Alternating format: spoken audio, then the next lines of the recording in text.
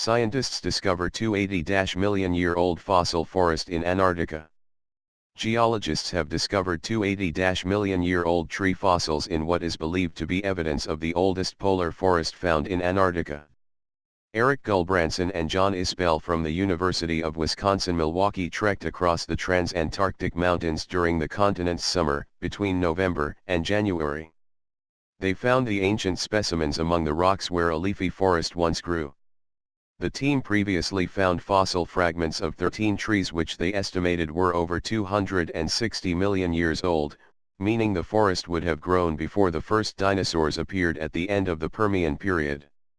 The team have now returned to the frozen slopes once more to find out how the forest could have flourished there. Professor Gulbrandsen said people have known about the fossils in Antarctica since around 1910, but most of the region remains unexplored. The polar forest grew at a latitude where plants can't grow today, and he believed they must have been an extremely hardy species in order to survive. The team is now trying to understand why they went extinct. There isn't anything like that today, he said. These trees could turn their growing cycles on and off like a light switch. We know the winter shut-off happened right away, but we don't know how active they were during the summertime and if they could force themselves into dormancy while it was still light out. The trees are believed to have been able to survive by living nearly half the year in absolute darkness, followed by up to 5 months of continuous light. During the Permian period, Antarctica was much warmer than it is today. At the time, Antarctica was then still part of Gondwana, the southern hemisphere's supercontinent that incorporated present-day Africa, South America, Arabia, India, and Australia. There would have been a mixture of mosses and ferns, and the geologists believe forests stretched across the entirety of Gondwana.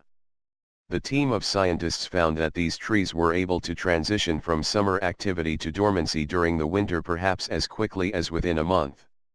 In a separate interview with CNN, Professor Gulbrandsen said that dating the fossils was one of his team's biggest challenges. He added that recent findings indicated the polar forest was about 280 million years old, but that a margin of error could make the trees up to 20 million years older or younger. The new research aimed to study how such polar ecosystems changed during the mass extinction at the end of the Permian period 250 million years ago, he said. Although research is still ongoing on what caused the mass extinction, many scientists believe 90% of all species were wiped out from the face of the Earth, including the polar forest, because of higher global temperatures and ocean acidification caused by an injection of carbon dioxide in the atmosphere spanning over 200,000 years. This forest is a glimpse of life before the extinction, which can help us understand what caused the event, Professor Gulbrandsen said. It can also give clues to how plants were different than today. He added that he believed his work could help understand the effects of contemporary climate change, and added that today's global warming could lead to forests moving towards the North Pole in places like Arctic Siberia and Arctic Canada.